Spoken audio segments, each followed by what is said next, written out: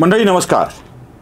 एका विषयाची आता भीती वाटू लागली आहे. देशातलं आणि राज्यातलं राजकारण एवढ्या वाईट टोकावर चाललंय की कोण कोणाचा कसा घात करेल सांगता येत नाही. याविषयी स्पष्टतेनं बोलणाऱ्यांच्या मागं सुद्धा नको ते भुंगे लावून दिले जात आहेत. म्हणून या राजकारणाची आता भीती वाटू लागली आहे. खरंच भीती वाटू लागली आहे. मतांच्या राजकारणामध्ये आपली बाजू भक्कम होण्यासाठी कोण काय करेल सांगता येत नाही. वेगवेगळे डाव देखील यात मांडले जात आहेत आणि अशा स्थितीत बळी जाईल तो सामान्य माणसांचा.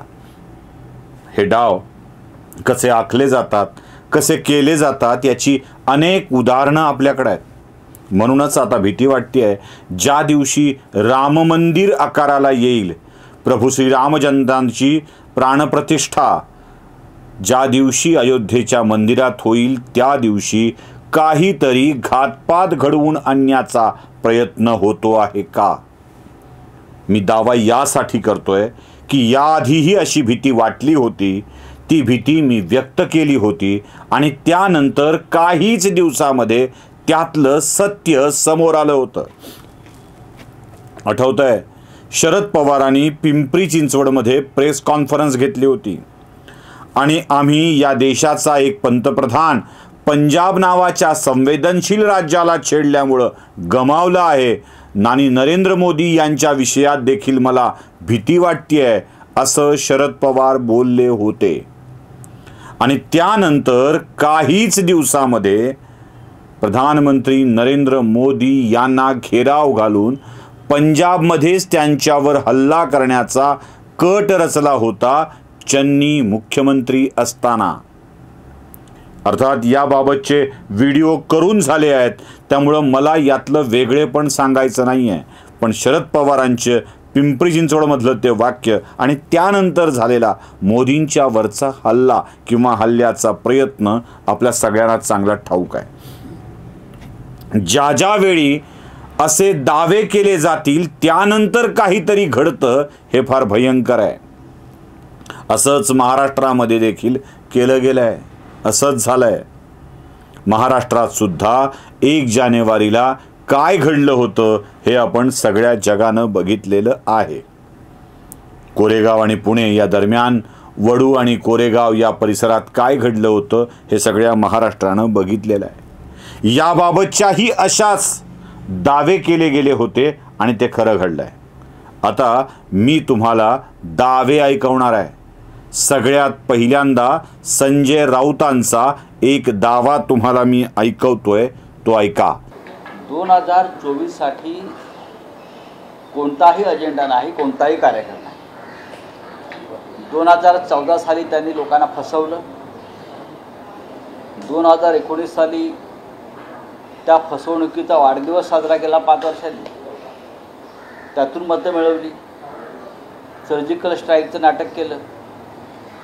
इतर काही गोष्टी केल्या धार्मिक. आता ते परत एकदा 2024 साठी या देशामध्ये धार्मिक तेढ, जातीय दंगली घडवून निवडणुका लढवण्याच्या तयारीमध्ये ते आहे. आम्हाला तर भीती वाटते. जसं गोधरा केलं असं म्हणतात, त्याप्रमाणे राम मंदिराच्या उद्घाटनाच्या वेळेला देशभरातून, देशाच्या कानाकोपऱ्यातून ट्रेन्स अयोध्येला बोलवून एखाद्या दुसऱ्या ट्रेनवर एखादा हल्ला घडवून पुलवामाप्रमाणे त्या देशामध्ये जातीयतेचा धर्मांधतेचा आगडोंब तर उसळणार नाहीत ना त्या काळामध्ये, अशी भीती आता लोकांना वाटू लागली. हे काही करू शकतात.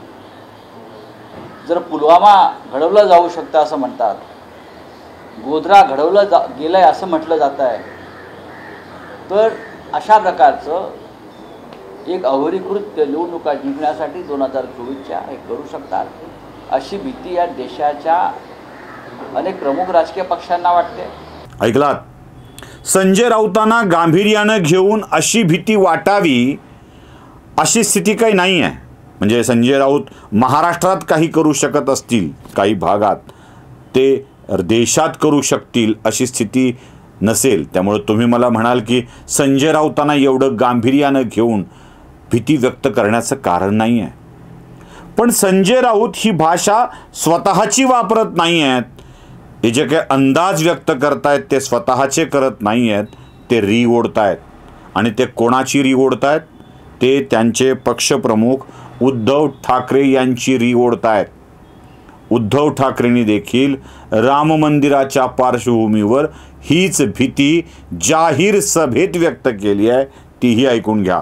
सत्यपाल मलिक आणि महुआ मोहित्रांनी सांगितलेलं आहे की राम मंदिराच्या वेळेला देशभरातून कानाकोपऱ्यातून हजारो लाखो हिंदूंना बोलवतील, बसेस बोलवतील, ट्रेन्स आणतील आणि सोहळ्यानंतर परत जाताना काही मुस्लिम वस्तीत किंवा कुठेतरी त्या गाड्यांवरती किंवा रेल्वेवरती दगडफेक करून देशात दंगली पेटवल्या जातील. हे त्या दोघांचं मत आहे, माझं नाही आहे. हे त्या दोघांचं मत मी तुम्हाला सांगितलेलं आहे. ऐकलीत? बघा, संजय राऊतांच्या वाक्यांमध्ये आणि उद्धव ठाकरेंच्या वाक्यांमध्ये काही फरक वाटतोय का? राम मंदिराच्या शुभारंभाच्या वेळेला देशभरातून हिंदूंना बोलवून घेतलं जाईल आणि जाताना परतीच्या वेळेला बोलवून घेतलं जाईल तेव्हा काय होईल असं नाही बोलले. शुभारंभाच्या कार्यक्रमात होईल असं नाही बोलले. परतीच्या वेळेला काहीतरी घडवलं जाईल, मुस्लिम वस्त्यातून घडवलं जाईल असा दावा केला जातो आहे. तेव्हा खरोखरच भीती वाटते. हे घडणार आम्ही सांगितलं होतं आणि घडलंय. असं जेव्हा सिद्ध करायचं असतं तेव्हा भीती वाटते. नेमका कट कोणाचा आहे? डाव नेमकं कोण आखतंय? आणि जर शिवसेना उबाठासारखा पक्ष याबाबतचे दावे व्यक्त करून देशाला जागरूक करण्याचा प्रयत्न करत असेल तर भारताच्या सगळ्याच गुप्तचर संस्थांसाठी हे एक आव्हान असेल. अमित शहांसाठी हे एक आव्हान असेल. NIA साठी हे आव्हान असेल. CBI साठी हे आव्हान असेल. गुप्त वार्ता विभागाच्या प्रत्येकासाठी हे आव्हान असेल. अजित डोवाल आपल्यासाठी पण हे आव्हान असेल. कारण या क्षेत्रात काय घडेल याबाबतची पूर्वकल्पना राज्याचे माजी मुख्यमंत्री देत आहेत. एक संसद सदस्य देत आहेत, खासदार देत आहेत. राऊत आणि उद्धव ठाकरे हे नॉर्मल सामान्य व्यक्ती नाही आहेत. ही अतिविशिष्ट व्यक्ती आहेत आणि ही अशी अतिविशिष्ट व्यक्ती काही इशारे देत असेल, काही सांगत असेल तर याबाबत विचार करायलाच हवा. या सगळ्या तपास यंत्रणांनी याकडं गांभीर्यानं बघायला हवं आणि कुठली माहिती उपलब्ध आहे का हे संजय राऊत आणि उद्धव ठाकरे यांना विचारायला हवं. मला या सगळ्याच्या मध्ये एक गोष्ट खूप महत्त्वाची वाटते. संजय राऊत बोलताना म्हणतात पुलवामा घडवलं तसं. यातली शब्द फार महत्त्वाचे आहेत. सर्जिकल स्ट्राईकचं नाटक केलं. ती वाक्य, तेवढीच वाक्य मी पुन्हा ऐकवतो, ऐका. सर्जिकल स्ट्राईकचं नाटक केलं. जर पुलवामा घडवलं जाऊ शकतं असं म्हणतात, गोधरा घडवलं गेलंय असं म्हटलं जात आहे, तर अशा प्रकारचं एक अवरीकृत निवडणुका जिंकण्यासाठी 2024च्या हे करू शकतात अशी भीती या देशाच्या अनेक प्रमुख राजकीय पक्षांना वाटते. पुलवामा हल्ला घडवला गेला सरकारकडून. सर्जिकल स्ट्राईकचं नाटक होतं. कोणत्या पातळीवरती हे आरोप होत आहेत? कोणत्या पातळीवरती? देशाच्या सैन्याने केलेल्या कर्तबगारीवर शंका उपस्थित करायची आणि तीही केवळ फालतू भणंग राजकारणाकरता. यापेक्षा वाईट गोष्ट ती कोणती असेल? जेव्हा माणसं देशाच्या सैन्यावरती अविश्वास व्यक्त करायला लागतात तेव्हा भीती वाटू लागते. आणि ही भीतीच उद्या येणाऱ्या संकटांचा इशारा देते आहे, सांगते आहे काहीतरी भयंकर घडणार आहे. त्याआधीच आमच्या यंत्रणा सजग झाल्या तर बरं होईल. नमस्कार.